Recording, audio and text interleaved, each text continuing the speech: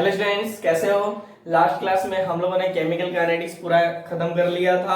उसमें total 1 to 13 parts है जो कि मैंने डाल दिया है यूट्यूब पे। आप लोग वहां से पढ़ सकते हो और लिंक में मैंने डीपीपी भी डाल दिया है। और प्रीवियस क्लास में मतलब लास्ट पार्ट में 30 नंबर पार्ट में हम लोगों ने एनसीईआरटी और previous year JEE and NEET का जितने भी क्वेश्चन है हम लोगों ने उसका डिस्कशन कर लिया था। ठीक है, आज हम लोग स्टार्ट करेंगे 12th का सेकंड चैप्टर, बहुत ही इंपॉर्टेंट, जिसका नाम है सॉल्यूशन। देखिए, सॉल्यूशन का एक पार्ट हम लोग डाल चुके हैं, लेकिन वो बहुत छोटा वीडियो, उसके अंदर हम लोग बेसिक्स पॉइंट को क्लियर किया था, लेकिन हम लोग उसको कवर करते हुए इस चैप्टर में एंट्री मारेंगे। ठीक है ना, यानी अब जब तक सॉल्यूशन कंप्लीट हो ना जाए तब तक हम लोग लेक्चर डालना बंद नहीं करेंगे। ठीक है, नाउ स्टार्ट।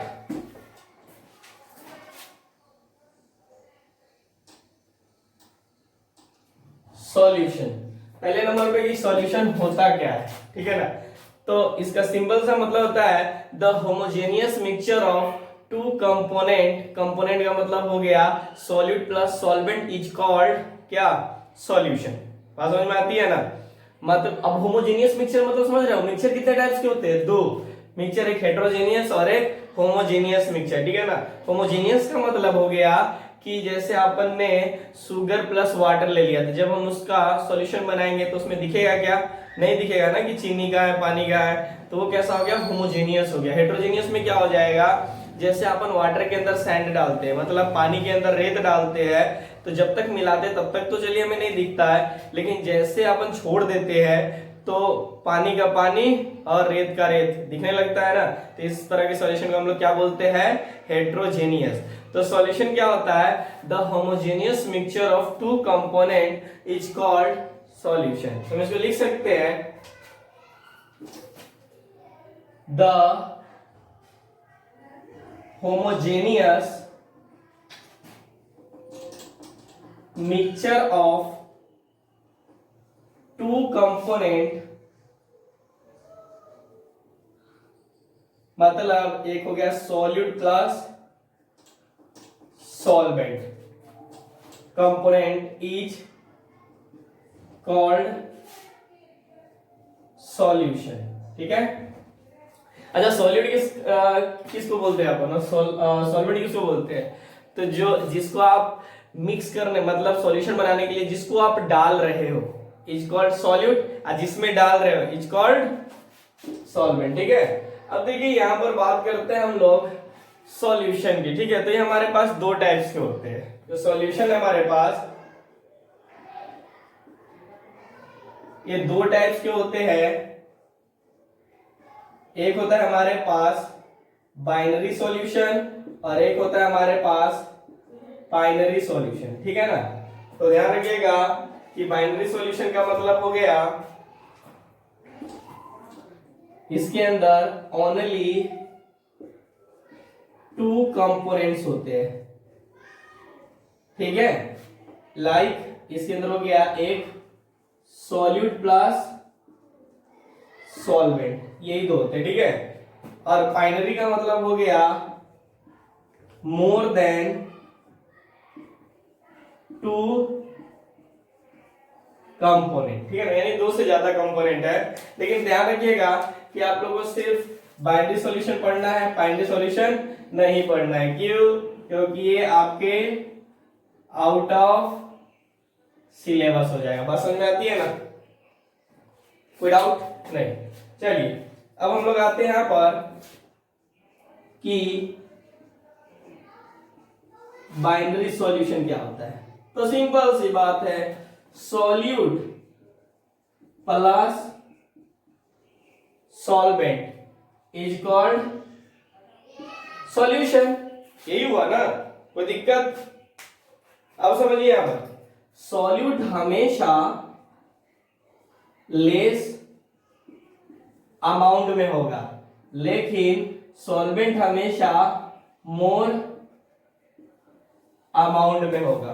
ठीक है ना, क्या रखिएगा, सॉल्यूट हमेशा लेस अमाउंट में होता है और सॉल्वेंट हमेशा मोर अमाउंट में होता है। ठीक है ना, जैसे चीनी और पानी का मिक्स करते हो तो क्या होता है कि चीनी कम क्वांटिटी में होता है जबकि वाटर वहां पर ज्यादा क्वांटिटी में होता है। बात समझ में आते हो ना? अरे ऐसा कसम नहीं खाए हुए है कि सॉल्यूट हमेशा लेस अमाउंट में होगा और सॉल्वेंट हमेशा मोर अमाउंट में होगा, ऐसा कसम खा के नहीं रखे हुए, ठीक है ना? बात समझ में आती है ना? कभी कभी सॉल्यूट भी ज्यादा में हो सकता है, सिंपल सी बात याद रखें ना, जो ज्यादा अमाउंट में रहेगा ना, चाहे वो सॉल्यूट हो चाहे सॉल्वेंट, बस समझिए, जो ज्यादा अमाउंट में रहेगा उसको आप सॉल्वेंट बोल देना, जो कम अमाउंट में रहेगा उसको सॉल्यूट बोल देना, ठीक है? क्योंकि देखिए कभी कभी चीनी ज्यादा होता है, कभी कभी पानी कम होता है, तब भी हम लोग घोल बनाते हैं, उसका सॉल्यूशन बनाते हैं। लाइक आप लोगों ने देखा होगा जलेबी वगैरह खाते हो तो उसका जो पाक बनता है ना, ठीक है ना, चीनी और पानी का, तो उसमें चीनी का क्वांटिटी ज्यादा होता है और पानी का क्वांटिटी कम होता है, तो उस समय चीनी क्या हो गया, सॉल्वेंट का काम करेगा और पानी किसका काम करेगा, सॉलिड का काम करेगा। बात समझ में आती है?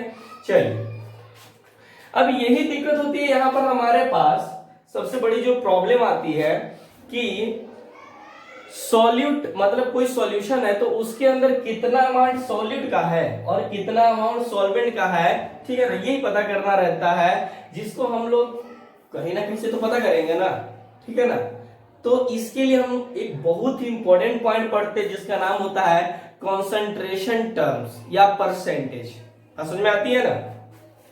यहां से हमारा हो गया बाइनरी सॉल्यूशन, ठीक है? अब आ जाइए यहां पर, बहुत इंपॉर्टेंट पॉइंट है, ध्यान रखिएगा,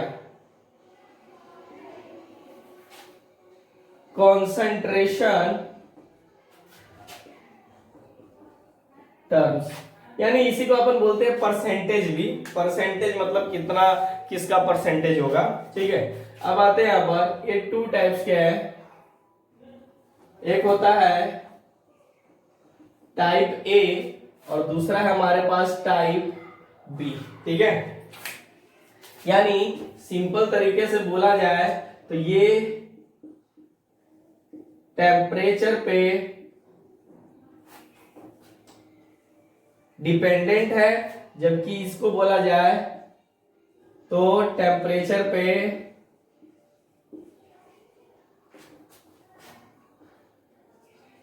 इंडिपेंडेंट हो जाएगा, ठीक है? और इंडिपेंडेंट है और डिपेंडेंट, तो सिंपल सी मतलब हो गया कि ये क्या हो सकता है आपके पास, वॉल्यूम रिलेटेड हो जाएगा, जबकि ये कैसा हो जाएगा, मास रिलेटेड हो जाएगा। बात समझ में आती है? कोई समस्या नहीं होना चाहिए, अगर हो तो बताइए। अब यहां पर आते हैं हम लोग, क्या क्या पढ़ना है इसके अंदर, ठीक है?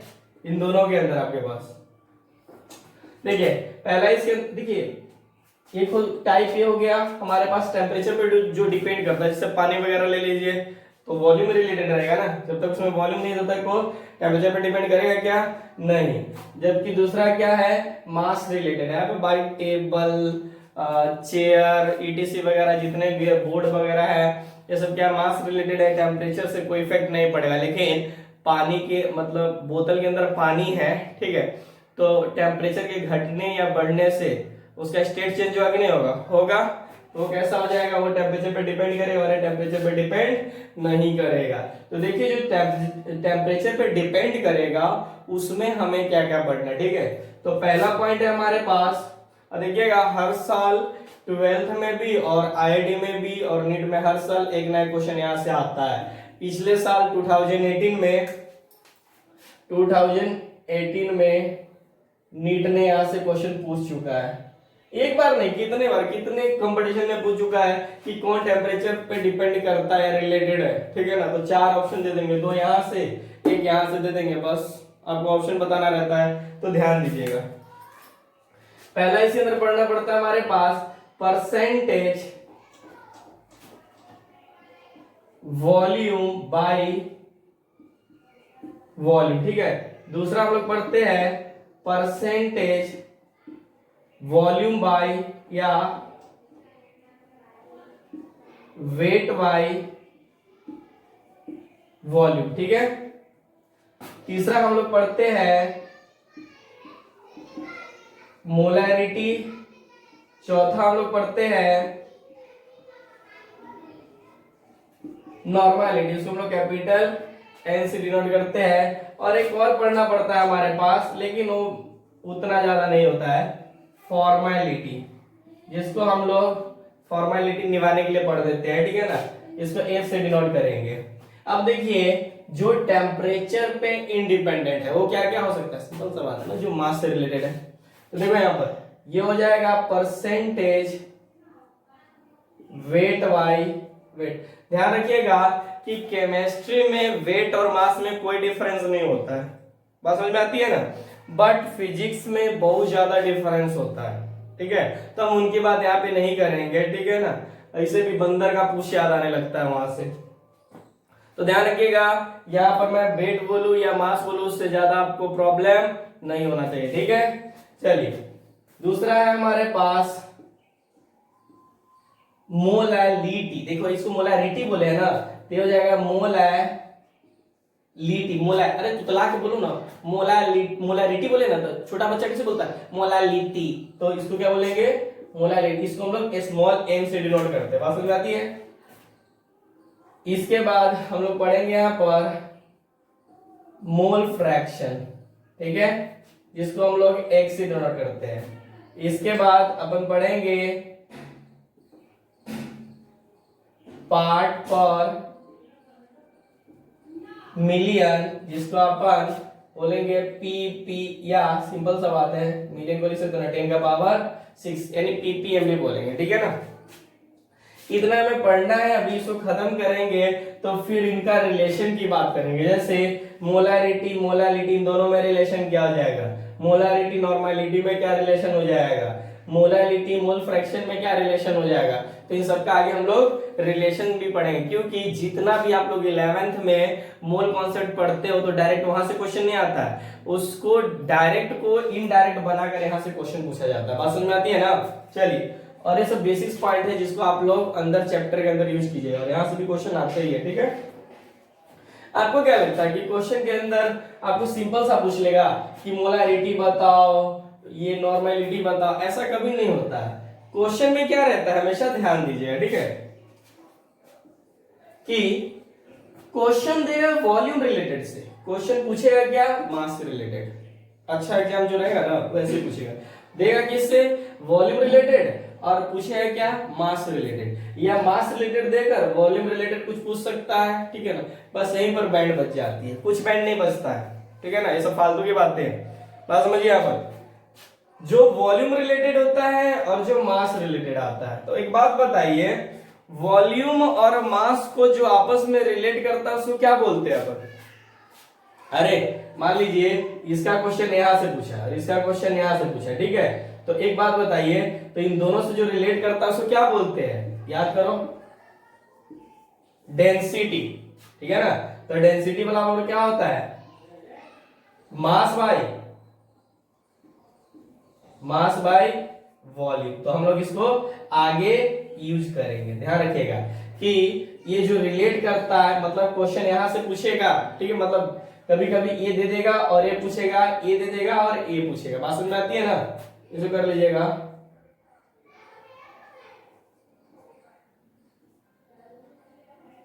ठीक है, तो पहले आप लोग इसको नोट कीजिए, फिर हम लोग क्या करते हैं एक एक करके इन सभी को डिफाइन करते हैं, कॉन्सेंट्रेशन टर्म को, ठीक है ना। चलिए लिखिए, तब हम लोग मिटा देते इसको।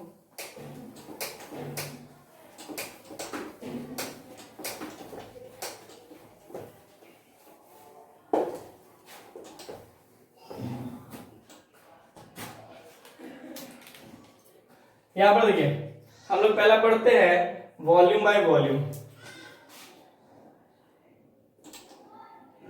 Percentage volume by volume. तो देखिए परसेंटेज वॉल्यूम बाय वॉल्यूम का मतलब क्या हो गया, जैसे मान लीजिए जो परसेंटेज दिया हुआ है इसकी कुछ वैल्यू दिया हुआ है, जैसे मैं मान लेता हूं इसकी वैल्यू दिया हुआ है कुछ भी, मान लीजिए x, मैं इसको ले लेता हूं x percentage volume by volume. कहने का मतलब इसको हम लोग लिख सकते हैं इस तरह से, जैसे x अपॉन 100, अरे भाई x% को लिख सकते हो ना। तो देखो इसका मतलब हो गया कि ये देखो ये भी वॉल्यूम ये भी वॉल्यूम, मतलब वॉल्यूम ये भी क्या है वॉल्यूम। तो ध्यान रखिएगा कि ये जो ऊपर होता है अपन सॉल्यूट बोलते हैं, यानी हम लोग लिख सकते हैं वॉल्यूम ऑफ सॉल्यूट, अरे क्या हो गया, volume of solution in ml, और यहां पर भी कैसा रहेगा, इन ml, ठीक है। तो इसको डिफाइन कर सकते हो इस तरह से कि x ml of solute present in 100 ml, क्योंकि 100 है ना, 100 ml। देखिए ध्यान रखिएगा हमेशा, कभी भी क्वेश्चन में बस यही दिया रहेगा, 100 आपको देखना रहेगा कि किस तरह से दिया हुआ है। बात समझ में आती है। 100 ml of solution is called percentage volume by volume. बात समझ आती है। चलिए यहां पर देख सकते हो, इसको इस तरह से लिख सकते, मान लीजिए सपोज कर लीजिए कि यहां पर जो दिया हुआ है solution x percentage v by v, ठीक है, और यहां पर दिया हुआ है Na, उसमें अपने तरफ से ले लिया हूं, ठीक है ना। तो बताइए यहां पर सॉल्यूशन कितना दिया हुआ है, 100 ml, ठीक है। ये क्या, इसको क्या बोलते हैं, ध्यान रखिएगा, इसको क्या बोलेंगे, यूनिट। ये किस तरह का बात दे रहा है, यूनिट। और ये क्या हो गया, ये दिया हुआ है आपके पास, यहां पर क्या दिया हुआ है,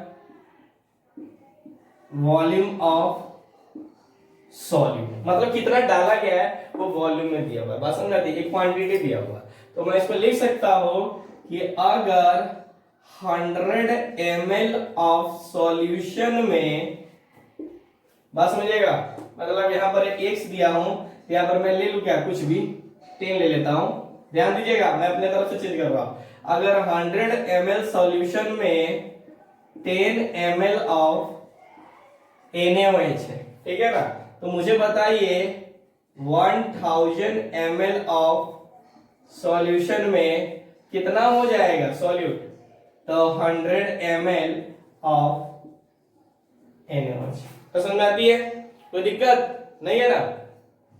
यहां से एक और पॉइंट बता सकते हो आप लोग, देखिएगा ध्यान से, ये आपका बहुत इंपॉर्टेंट पॉइंट है। मतलब देखिए कोई भी सॉल्यूशन दिया हुआ है, कितना दिया हुआ है, इतना, कभी भी किसी तरह इस तरह से दिया हुआ है, क्वेश्चन में दिया रहेगा ए, ठीक है, तो इसको क्या बोलेंगे अपन, यूनिट। इस यूनिट से आप बता सकते हो कि कितना आपके पास सॉल्यूट है और कितना आपके पास उसके अंदर सॉल्यूशन है। जब भी आपको पता चल जाएगा तो आप लोगों को कोई मतलब क्वेश्चन बनाने में प्रॉब्लम होगा नहीं, होगा ना।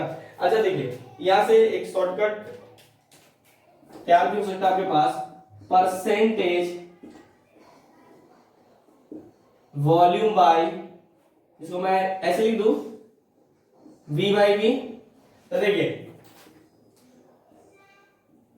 Volume of solute upon volume of solution into 100, ये इसका फॉर्मूला आ गया।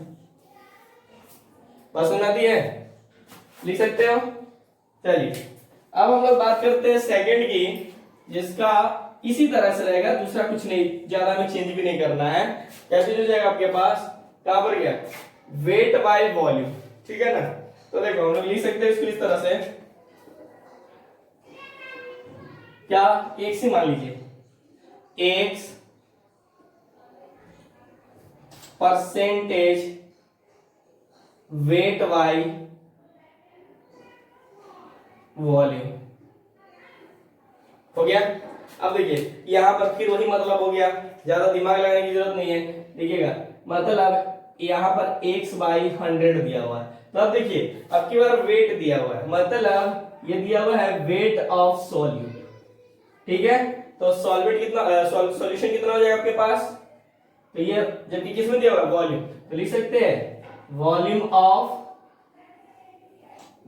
ऑफ सॉल्यूशन इन, ये हो जाएगा ग्राम में, वेट हमेशा ग्राम में होगा, और एक इसमें हो जाएगा ml में। बात समझ में आती है। तो इसको डिफाइन कर सकते हो, किस तरह से डिफाइन कीजिएगा, हम लोग लिख सकते हैं x gram of solute present in 100 ml of solution is called x percentage weight by volume। ठीक है, इसके नीचे मैं भी ना दिख रहा हो, हम लोग वहां से लिखना स्टार्ट करते हैं।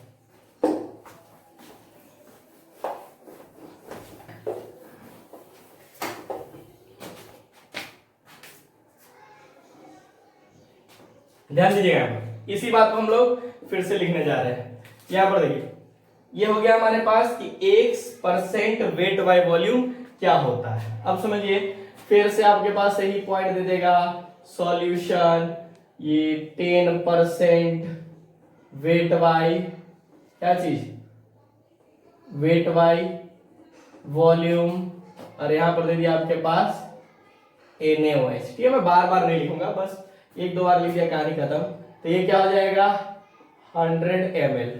इसको क्या बोलेंगे अपन, यूनिट, जबकि ये क्या हो गया वेट ऑफ सॉल्यूट। अब की बार वेट लिया, जबकि इससे पहले देखिए ml लिया गया था, वॉल्यूम लिया गया था ना। अब देखिए यहां पर अगर मैं फिर से बात करूं कि 100 ml में ml ऑफ सॉल्यूशन में 10 ग्राम ऑफ NaOH दिया हुआ है। ठीक है, तो मुझे बताइए 1000 ml ऑफ सॉल्यूशन में कितना दे सकता है, 100 ग्राम ऑफ NaOH। ठीक है, तो यहां से एक मतलब इसको मतलब परसेंटेज वॉल्यूम बाय वॉल्यूम किस तरह से निकालते हैं, आप निकाल भी सकते हो। तो देखिए यहां पर परसेंटेज वॉल्यूम बाय सॉरी, यहां पर वेट बाय वॉल्यूम मतलब क्या हो जाएगा, तो देखो wait of solute upon volume of solution into 100। ठीक है ना, यहां से कुछ क्वेश्चंस भी बना सकते हैं अपन, लेकिन अभी क्वेश्चन नहीं बनाएंगे।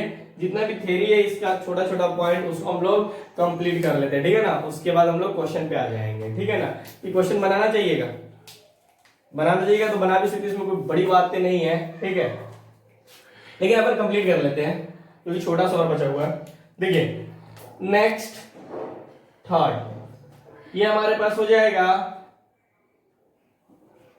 परसेंटेज, एक्स ले लीजिए, एक्स परसेंट, जरूरी नहीं कि एक्स लेना ही है, कसम नहीं खाए हुए है कि हम एक्स भी लेंगे, आपको जो लेना है वो ले सकते हैं। बात समझ में आती है ना, प्यार से बोल रहा हूं, ज्यादा ही मत सोचिए।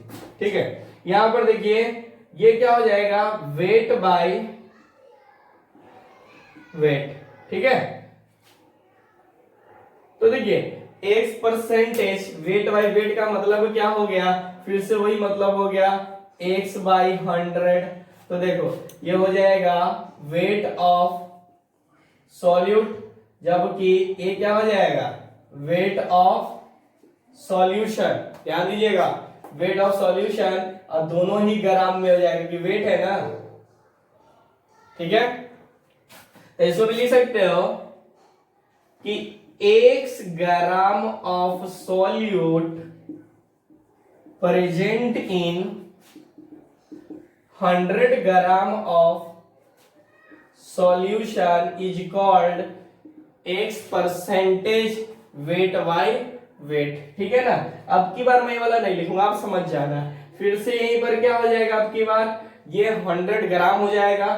ठीक है ना, यूनिट जस्ट का 10 और वेट ऑफ सॉल्यूट रहेगा। तो यहाँ पर क्या लिखेंगे, इसके लिए 100 ग्राम ऑफ सॉल्यूशन में कितना 10 ग्राम ऑफ NaOH है, तो बता 1000 में या 1000 बोलना तो क्या जाता है, 1000 ग्राम में कितना ये हो जाएगा सॉल्यूट, 100 ही होगा। ठीक है, तो आप लोग इसको निकाल सकते हो, x percentage weight by weight equal to क्या हो जाएगा कि weight of solute present in किसमें, वेट ऑफ सॉल्यूशन इनटू 100।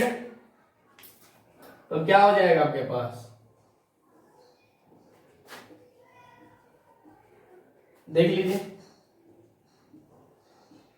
कोई प्रॉब्लम। नोट कीजिए।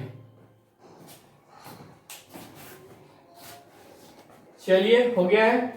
अब हम लोग आते हैं नेक्स्ट पॉइंट पर। अब ऐसे क्वेश्चन भी बना सकते हैं, ऐसा नहीं कि नहीं बना सकते हैं। चलिए एक क्वेश्चन कराओ, क्या लिखिए तो क्वेश्चन। 10 ग्राम डिजॉल्व यानी 10 gram sucrose dissolve in 100 gram water, 100 gram H2O, ठीक है ना। तो आपको बताना है find percentage weight by weight. बता डालो क्या हो जाएगा, नहीं बनेगा। अरे अभी पढ़े होंगे ना, जैसे देखो परसेंटेज वेट बाय वॉल्यूम पढ़े थे, तो यहाँ पर क्या दिया हुआ है, वेट ऑफ सॉलिड दिया हुआ है, वेट ऑफ सॉल्वेंट दिया हुआ है, यानी और परसेंटेज वेट बाय वेट करना है। जैसे क्या हो गया, कोई ज्यादा दिमाग लगाना नहीं। इसके बाद का जो आप लोग को पॉइंट पढ़ना होगा जैसे मोलारिटी, वहां से बहुत अच्छे अच्छे क्वेश्चंस बनने लगेंगे, लेकिन इनके बिना अधूरा रहेगा क्वेश्चन, ठीक है।